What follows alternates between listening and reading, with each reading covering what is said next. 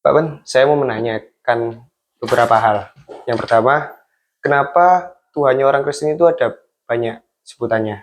Oke, terima kasih Aldo. Pertanyaan ini sebenarnya pertanyaan yang sering kita dengar ya. Kenapa Tuhan orang Kristen banyak nama? Ya kita harus lihat dulu latar belakang dari nama-nama Tuhan ya.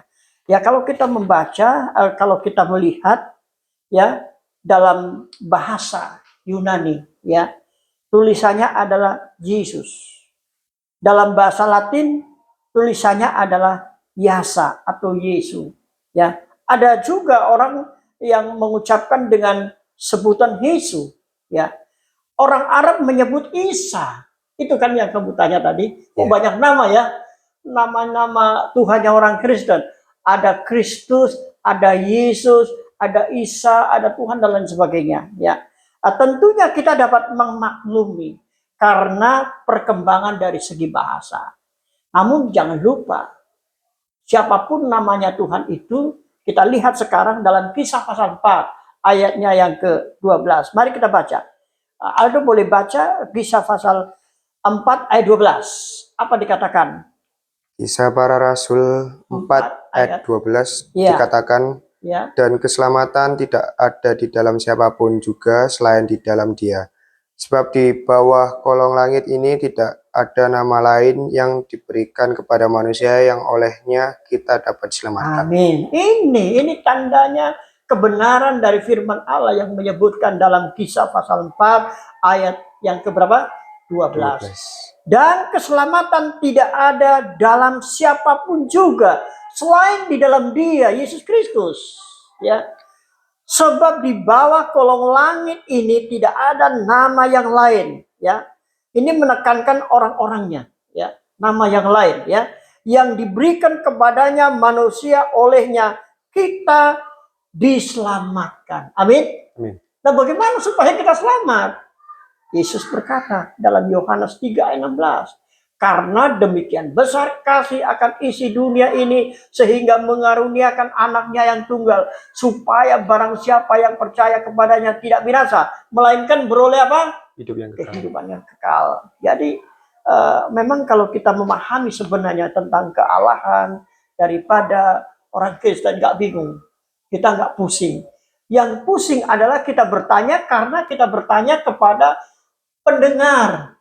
Menurut bapak saya, menurut opung saya, menurut namburu saya, menurut pak pendeta saya, menurut siapa lagi?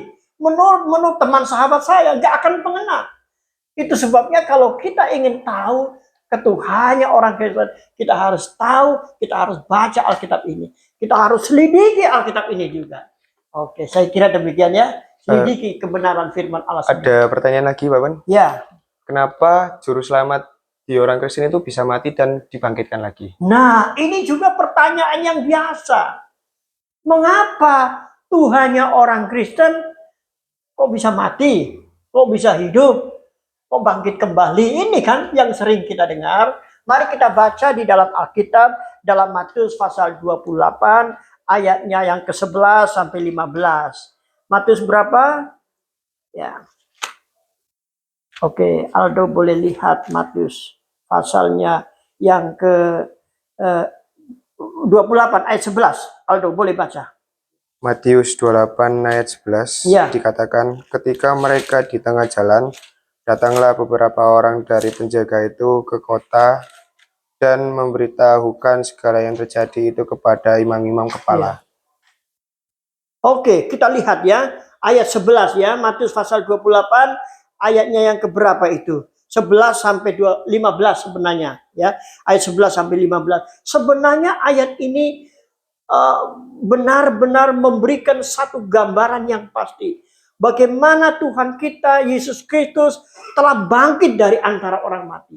Ya, tetapi sayangnya dunia tidak mengenal mereka. Yesus, siapa itu Yesus? Mari kita baca. Saya akan baca kembali perlahan ya. Aldo, dengarkan ini. Di ayat yang ke-11, saya senang ayat 11. Perikopnya di situ adalah dusta Mahkamah Agung, Mahkamah Agama ya. ketika mereka di tengah jalan, datanglah beberapa orang dari penjaga itu ke kota dan memberitahukan segala yang terjadi itu kepada siapa? Imam kepala. Ayat 12. Dan sesudah berunding dengan tua-tua, mereka mengambil keputusan lalu memberikan sejumlah besar uang yang kepada serdadu-serdadu itu. Ayat 13. Dan ia berkata, kamu harus mengatakan bahwa murid-muridnya datang malam-malam dan mencurinya ketika kamu sedang tidur. Dan apabila hari ini kedengaran oleh wali negeri, kami akan bercerita, kami akan berbicara dengan dia sehingga kamu tidak beroleh kesulitan apa-apa. Ini yang perlu kita garis bawahi di sini. Ayat yang ke-15. Yang jarang sekali orang khotbahkan, pendeta khotbahkan, ya, ahli-ahli Taurat ataupun siapa saja, disembunyikan ayat ini. Bahkan kita sebagai orang-orang yang percaya, yang beriman kepada Yesus, tidak mau membaca ayat ini dengan benar. Coba lihat, mereka menerima uang itu dan berbuat seperti yang dipersembahkan kepada mereka. Dan cerita ini tersiar di antara orang Yahudi sampai kapan? Sampai sekarang ini. Itulah ya. Cerita ini akhirnya disebarluaskan sampai sekarang ini. Sehingga diputarbalikkan, ya. Yesus itu kan diganti orangnya. Yesus itu kan tidak mati. Yesus itu kan tidak bangkit, ya. Yesus itu kan dicuri mayatnya dan lain sebagainya. Ya. Pernah dengar kata-kata seperti itu, Pak? Ini, jadi kita harus membaca Alkitab dengan benar, dengan sungguh-sungguh, dengan tuntunan Roh Kudus, agar kita diyakinkan dan dimengerti akan cerita-cerita kebenaran di dalam Alkitab yang benar. Saya kira demikian, Michael. Ya, senang sekali karena kamu suka belajar menyelidiki Alkitab sehingga kamu bisa bertanya-tanya seperti itu. Tuhan Yesus memberkati kita. Amin.